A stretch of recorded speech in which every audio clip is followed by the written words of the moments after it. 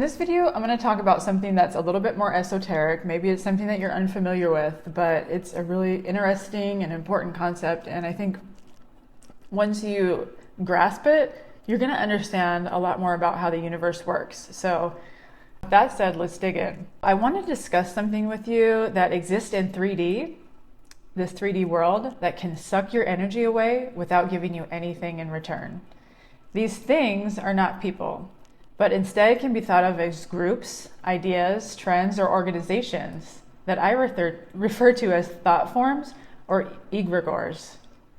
These thought forms can be clubs, political parties, ideologies, or beliefs held by a collective group of people, religions, and so on. Even fashion trends and technology trends can be egregores. Any structure whose particular features were created by collective thought energy represent an egregore. These entities have often also been called the hive mind, or pendulums, or the collective, or an egregore, and so on. There's been a lot written about this type of entity, and I want to discuss what they are and how to interact, or actually not interact, with them, and why I advise what I'm going to advise. I'm also sharing this concept with you because you'll need this knowledge and we'll build upon it in later modules. These egregores, or thought forms, collect members and they feed on their energy. The members of these egregores share similar goals and means, and their energy collects together to create a current that is quite powerful. Quite often, strongly polarizing political figures are egregores in their own right, and are able to sway their members to do things that they would not normally do from their own energy. These thought forms are destructive because they siphon the energy from the followers.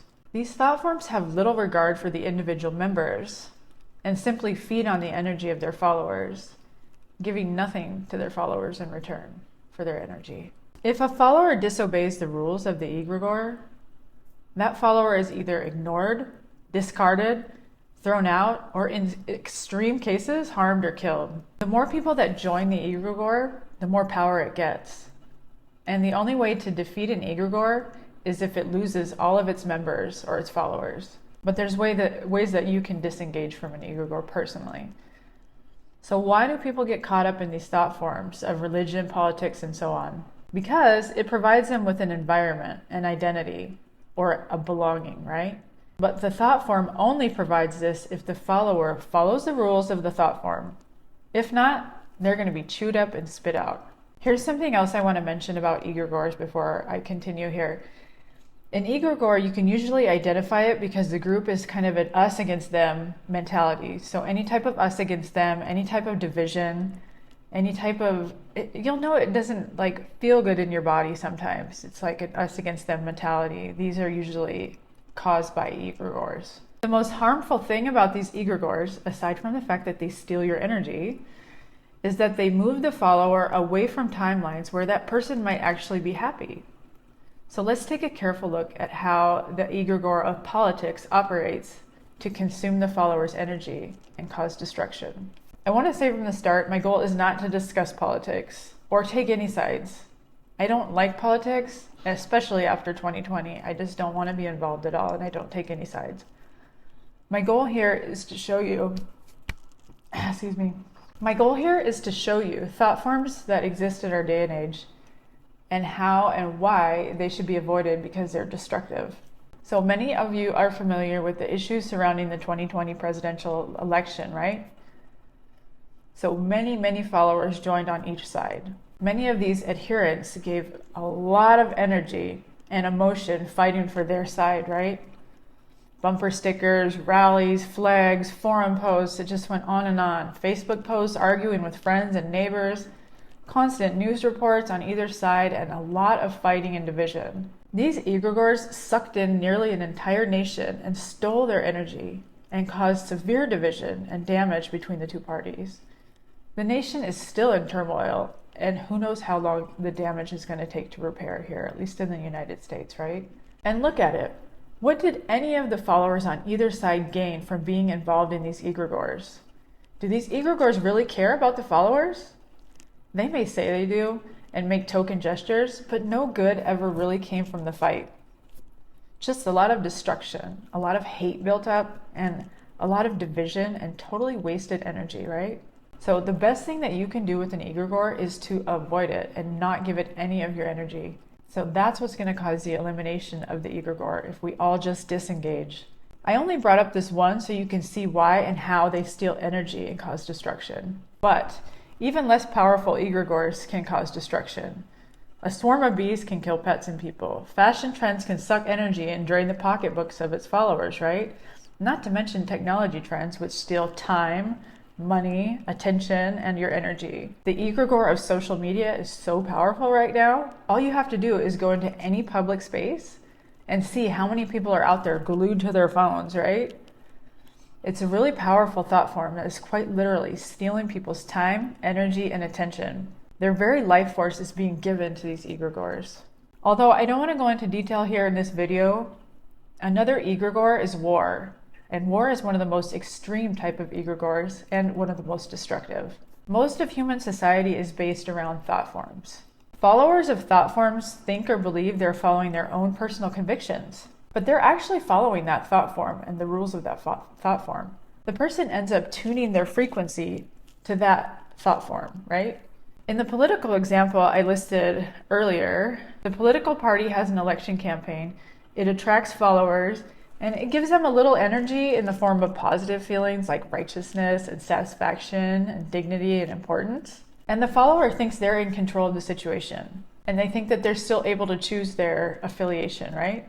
But in truth, the devotee was chosen and control was established over them, not the other way around. The adherent only appears to be acting in according to their own will, when in fact, the egregore that is artificially and unnoticeably manipulating the will of the adherent.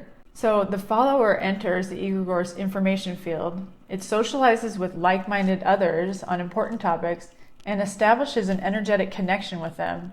And in this way, it becomes consistently attuned to that certain vibration, that hive mind. So later, the follower might begin to feel that the egregore has not lived up to their expectations, right? And they may begin to have doubts about the political party they used to idolize. When this happens, the frequency of the adherent's thought energy falls. And so less of that thought energy is given to the egregore. The tightness of the egregore's grip varies depending on its power. In some cases, the devotee is simply allowed to leave. In other cases, the heretic may pay with his freedom or even with his life, as in the case of war. If a soldier abandons the war, he will be put in jail or possibly killed. Egregores are energy beings in their own right, and because they're energy beings, they follow the laws of the universe. Egregores get energy from followers and also from people who oppose the egregore. So if you dislike something strongly, you're actually giving your energy to it. These thought forms have become very sophisticated at using mass media like the evening news to generate energy. These thought forms literally feed on fear, anxiety, and worry. Why? Because when you're worried or fearful, you find it hard to focus on anything else. Fear and worry are primitive and powerful emotions tied to survival. You have a hard time ignoring them, right? The egregore wants your attention, your energy, and the most powerful tool it has is fear. Guilt is another strong emotion that an egregore uses to siphon your energy. So is the feeling that you're not good enough, the feeling that you're not worthy, that you are bad somehow. These thoughts are all-consuming and drain your energy. Thought forms may hurt a person's feelings or play on their needs in order to capture a flow of that thought energy. So here's an example. Generally, we let information about accidents and disasters pass us by, right? If we're not directly affected, we don't always upset ourselves unnecessarily, right?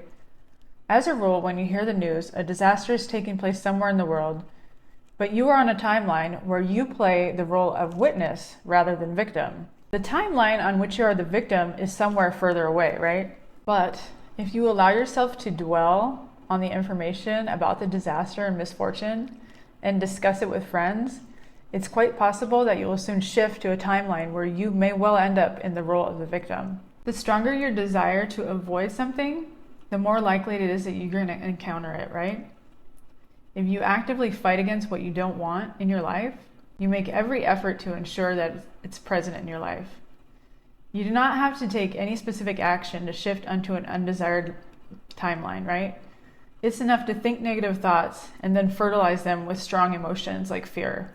There may be other things that you would also like to avoid, but because you're not investing any negative emotion into them, they don't appear in your life, right? The only way to eliminate the things you do not want from your life is to break free from the influence of the egregore that has seized your thought energy, and from then on, avoid responding to its provocation or getting pulled into its game. The reason I'm so adamant about sharing this with you is because I want to help you to change your fate, to choose it. To do that, you need to be aware of what these thought forms are and how they're using you and robbing your energy. To defeat an egregore, refuse to engage with it on any level. Don't fight with it. Don't fight against it. That only supplies it with more energy. Just ignore it as much as you can. If it's on social media, just scroll on by without reading, without commenting. If it's on the news, just change the channel or leave the room. If it's a friend talking about it, change the conversation or exit the scene. You get the picture, right? Stop giving time, attention, and energy to these egregores. But don't try and isolate yourself or avoid the egregores either, because in a backwards way, this also gives them some of your energy. Because it takes energy to do that, right? Just when you encounter them, treat them like you would treat an uninteresting thing, with as little attention as possible. The goal is not avoidance, right? The goal is to become completely unbothered. The inner work portions of these modules, the work with limiting beliefs and triggers and shadow work, all have the goal of allowing you to be completely unbothered by people and by situations like this. So this information about egregores builds on your own inner work of becoming unbothered. Your life will completely change when you can practice being unbothered by people and things all the time, and you will feel great. So how to discharge the energy of a more personal egregore? Imagine that your manager has a large task to do and has decided that you are the person to do it and that you need to do it their way. That's an egregore he's presenting you with, So you know that the job could be done in a better way and that the task is not really a part of your job description, and there are other employees that are better suited for the task, right? So what do you do to defeat this egregore? Do not object or argue with your manager. That's just fighting the egregore, and it will dig its heels in. What you do is you listen to your manager carefully with as little emotion as possible and allow the egregore to dissipate its energy. Once they're finished, ask them for their advice on how to do the task and perhaps suggest how another employee might be more effective at doing the task. When you tackle the egregore this way, you are moving with its energy, not adding to it. You are doing it consciously from the point of view of the observer, without playing its game. But any resistance will give energy to the egregore, right?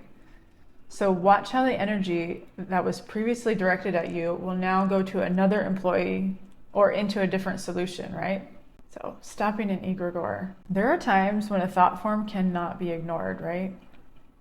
Like in this previous example with the manager. If you cannot ignore the egregore or cannot leave, there are other methods for dealing with them. One is to do something that they are not expecting. Do something that does not run according to their script, so to speak. This is because if you act in a way the egregore expects and follow its script, the script that it's expecting, you're also effectively agreeing to play by its rules. But to go against the expected script is to come at it with new energy. Let's come at it with a new vibrational frequency that does not match the egregore. So here's an example. If someone makes a verbal jab or an insult, perhaps with an angry tone, do this.